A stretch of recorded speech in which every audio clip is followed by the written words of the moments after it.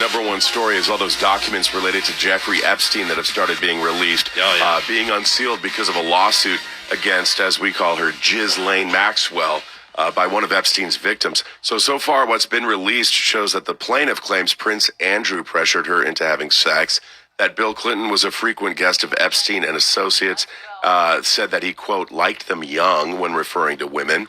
Epstein had former President Trump as a frequent guest on his jets, but he's not accused of anything.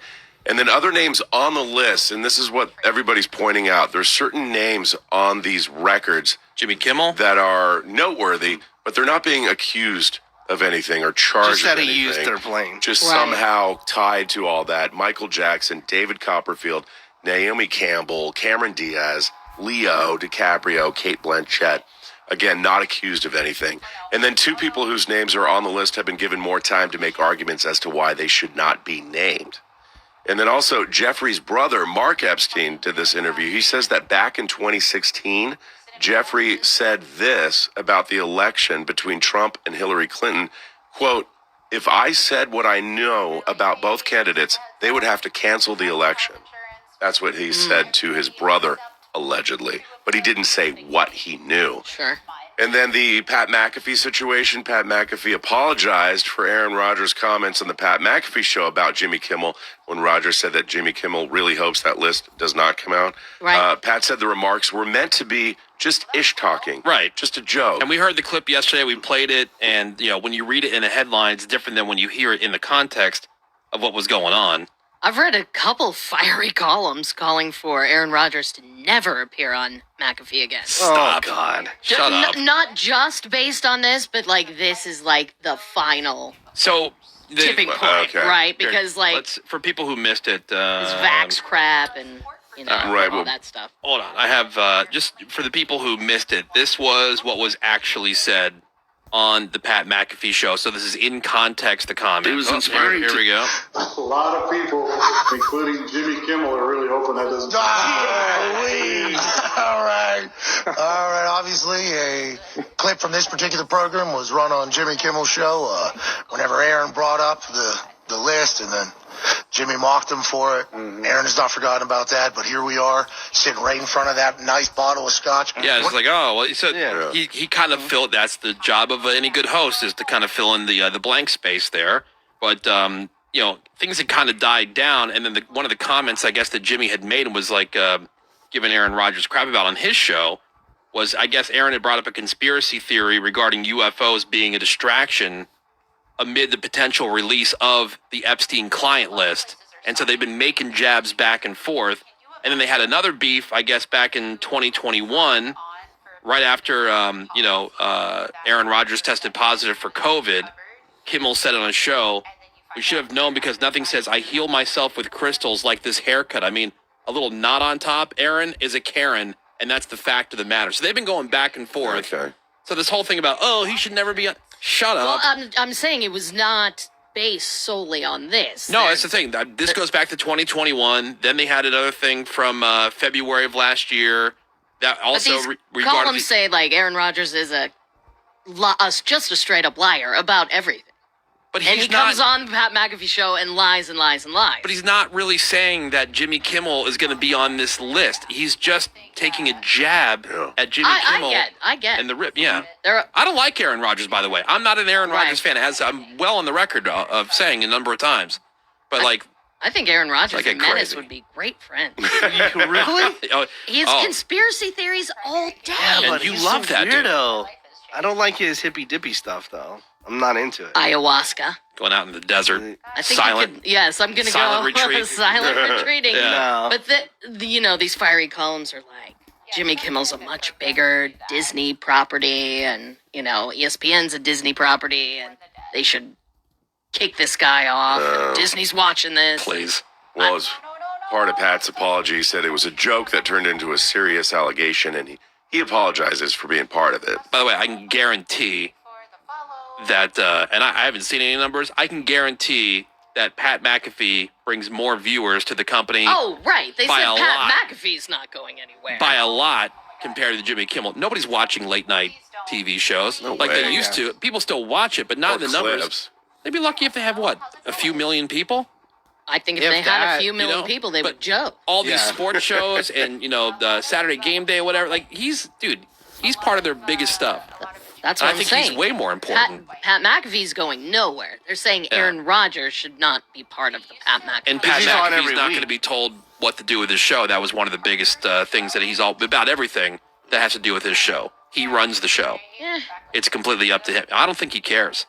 I don't know. And I think he keeps Aaron Rodgers just because he is such a lightning rod for publicity. I wonder what he makes, Aaron Rodgers, for those $1 million. Is it $1 million? All those guests? Once a week. Nick Saban makes $1 million. $1 million bucks. $1 million a week? JJ, no, not $1 million a week. Oh. So every year to appear on their regularly scheduled to go on slots. once a week. Yeah, for 1 hour a week. Not bad. Not bad. I'll take it. Yeah, I know, right? There is some Starbucks news. They announced the customers at all U.S. and Canada locations can now bring in their own reusable coffee cups for orders. And then if you do, you get a 10-cent discount. And then rewards members get 25 stars for using their own cups. And they say it's part of their effort to reduce waste by 50% by the year 2030. A couple rules about that cup, though. Must be clean. And it can't hold more than 40 ounces. They don't want your old, crappy, dirty, unwashed cup. But they're also not going to be fill it up based on how big your cup is, right? No, it can't be bigger it's than whatever 40 the standard ounces. serving is. Exactly. So you still get, you could have a giant you can't bring in your or whatever. Stanley.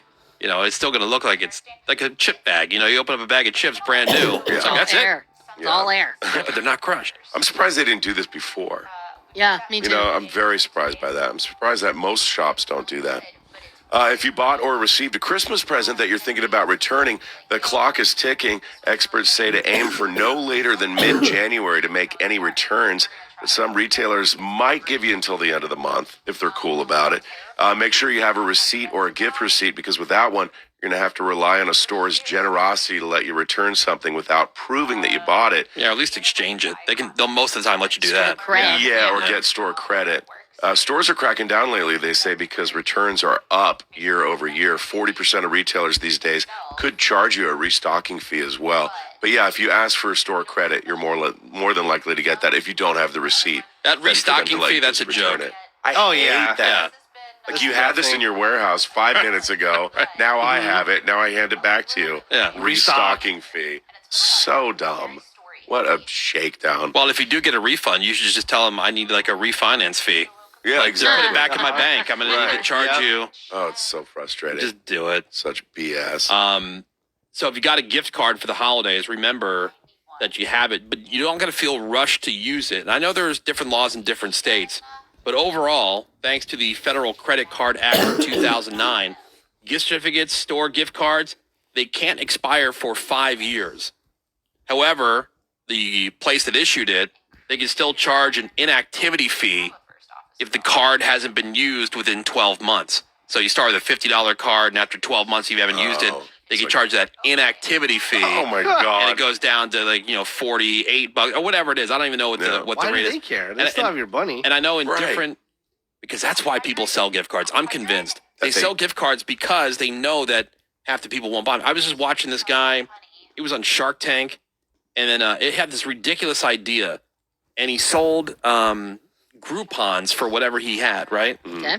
People that buy these Groupons, they said with the usage rate on that, it's maybe like 50 or 60% of the people, they buy the Groupon and then never use it. So the company's made money for doing nothing. For doing zero. Yeah, like you get these gift cards, you never use them. The company has your money. Right. They used it, especially in these states where you're able to, charge your inactivity fee. Eventually it'll be worth nothing. They probably lost it. It's probably in a drawer somewhere. Mm-hmm. Or you're like we are in our house. You have these gift cards, and you forget you have it until you're at the place. You're like, damn it, we had a gift card for this place. Right.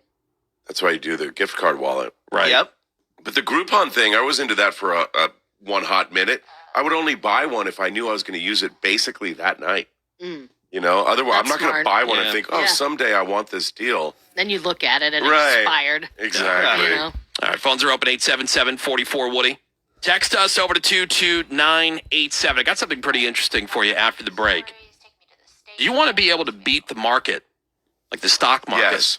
like Congress does? Yes. Well, And our representatives Somehow they in threw government the do. best at it. Somehow they're awesome at it. I'm going to tell you about a way that you can do that.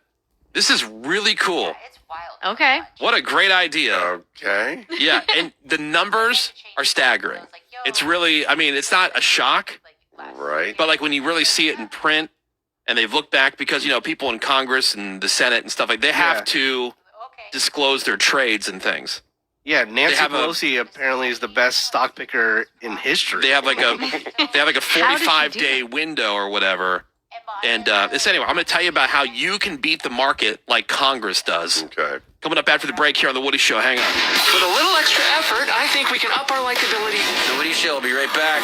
Fast. Alt 98.7. Hold